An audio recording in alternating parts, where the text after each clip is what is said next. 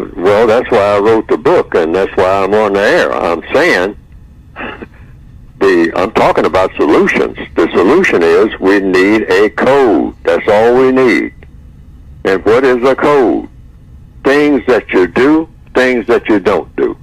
Things that you say, things that you don't say. Because everything, when it comes to people, is governed by what you do and what you don't do, and what you say and what you don't say. Each and every minute of each and every day, wherever you happen to be in the known universe. That's all it is.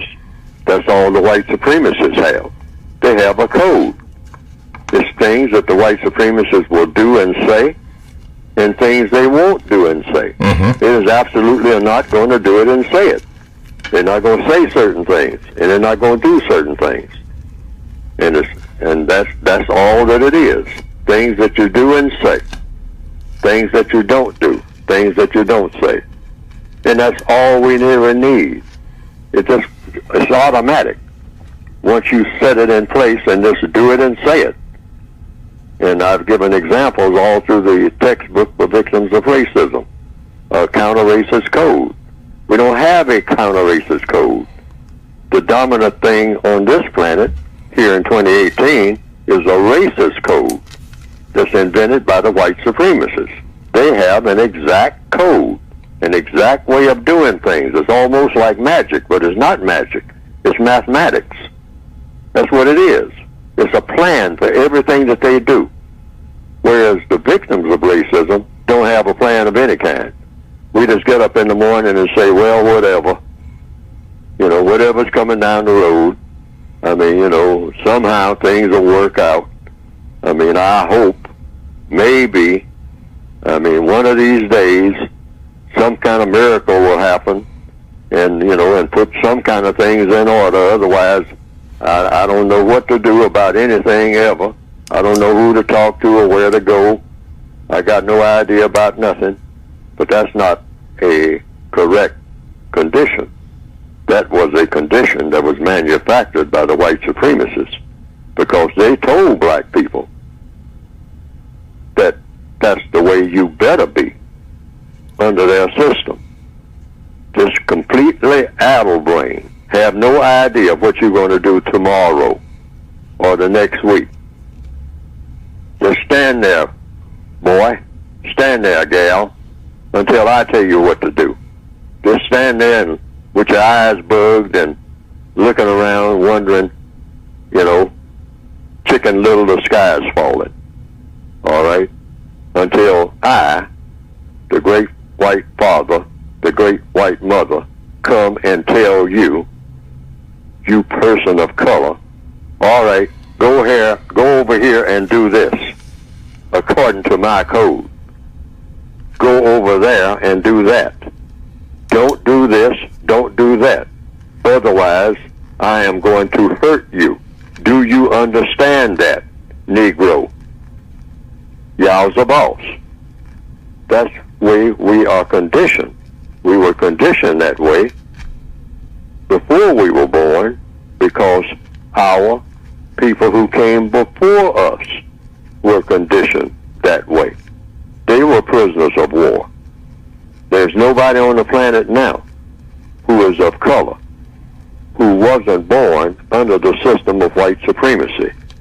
And their grandparents were born under the system of white supremacy.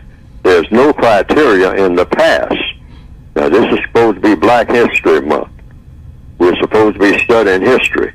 But you're not going to find anything written down anywhere that tells you exactly what to do about white supremacy, because the people who wrote all of those things down during that time, the people who existed during that time, were conquered by the white supremacists, which is why we're in the shape that we're in now. Got to keep that in mind. Mm-hmm. There's nothing in history, in black, so-called black history, to brag about. First thing you do is stop all the bragging, because there's nothing to brag about. If there was anything to brag about, we wouldn't be having black history, because there wouldn't be a necessity for it. Why? Because no matter how smart the people may have been 2,000 years ago, 10,000 years ago, 40,000 years ago, which we sometimes brag about how smart they were. They weren't smart. They were smart up to a point when they had their so-called great civilizations. And what was that point when they became not smart? Is when they encountered the white supremacists. Otherwise, the white supremacists could never have been supreme. Mm-hmm. See, the evidence shows that. That's not me giving an evaluation. Evidence and logic teaches you that. If my ancestors knew everything that they should have known, they never could have been conquered.